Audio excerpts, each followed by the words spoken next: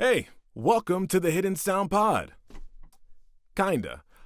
There's no Bryant, there's no usual setup, there's no Funko Pops behind me, it's just me in my dungeon.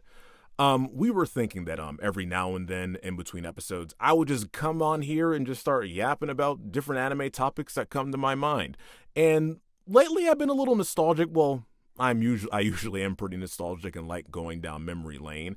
And I think there's nothing more nostalgic in anime and action cartoons than Toonami.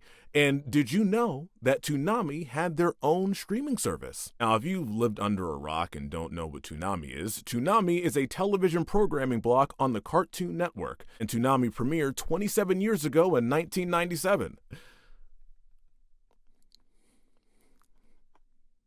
I can just feel more gray hairs coming in right now. Toonami originally aired on weekday afternoons, and I remember when we first got Cartoon Network, I was so excited to watch Cartoon Network with the Powerpuff Girls, Dexter's Lab, Johnny Bravo, and finally Toonami so I can watch Dragon Ball Z because everybody was talking about it and we never had it yet. And I was like, man, I wanna be like everybody else. Look, coming home to this lineup, imagine this. You failed your test, you didn't make the team, you found out your crush didn't like you, and guess what? You get to come home and have an existential crisis watching Evangelion during Big Robot Week. Isn't that fun? And oh my god, their marketing was so good. Those promos and bumpers that they had and having Steve Blum as Tom and the other voice actor and stuff. So here's the deal. Life doesn't always want to be your friend.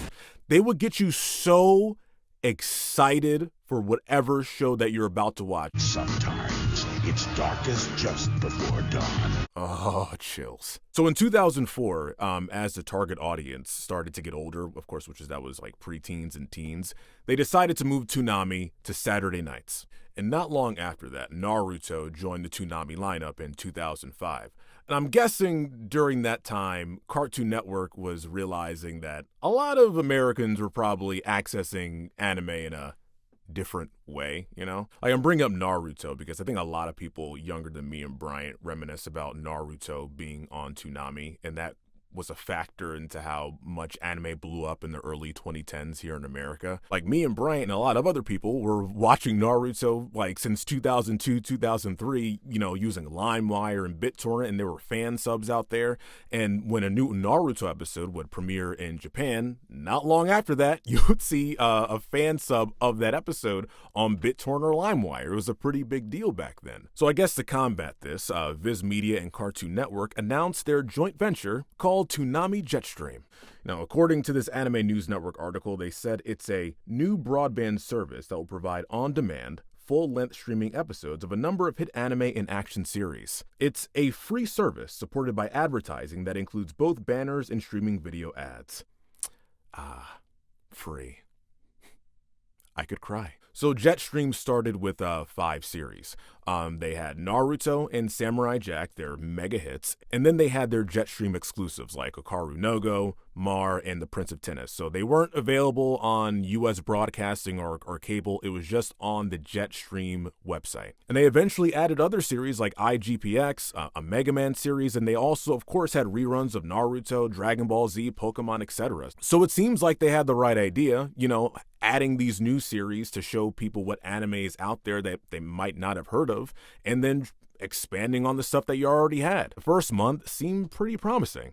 As I go back to the Anime News Network here, they had more than 9.5 million streams that first month, and they also had more than 725,000 unique visitors per week for that month. I think I was like 17 when this first launched, and I thought it was pretty interesting because I was like, let me try this website instead of like using BitTorrent because, I did think the Naruto dub was pretty good in my opinion. Yo, editor's note, subs over dubs, I don't care what Brad says. So I would go on Jetstream because they had like the Naruto, in Naruto they had the Rock Lee versus Gaara fight, so I wanted to watch that. I thought the player that they had, because I know you had to have Adobe Flash 8 and Windows Media Player 10 or whatever to view it. It wasn't available for Mac operating system or Firefox until like 2007. But like when I went on there, I thought it was okay, but I was like, I think the pirate life is calling me. Now, Toonami Jetstream launched in July of 2006. And I'm sure what didn't help was Crunchyroll launching 2 months earlier, when it was still being a pirate, and YouTube still in its infancy, only being like a year old. So I'm sure that was not great. Now, sadly, going back to the TV side of things, the Toonami television block was suffering. Like, the ratings were incredibly low. And they canceled Toonami in 2008, and Jetstream only lasted a few more months, and that was shut down in 2009, which pretty much ended over a decade-long run of the Toonami brand, until it was revived in 2012, airing this time on Saturday nights on Adult Swim, and it's been there ever since, so another decade. Recently airing the Rick and Morty anime.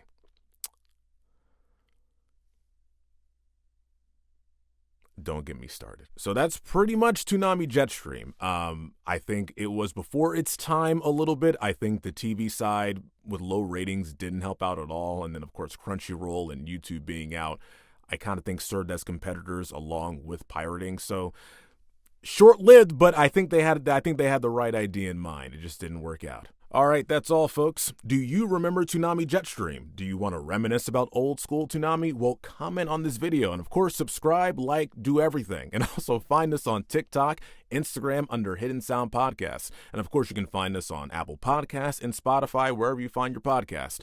Anyway, that's all for me. See you in the next episode of the Hidden Sound Podcast.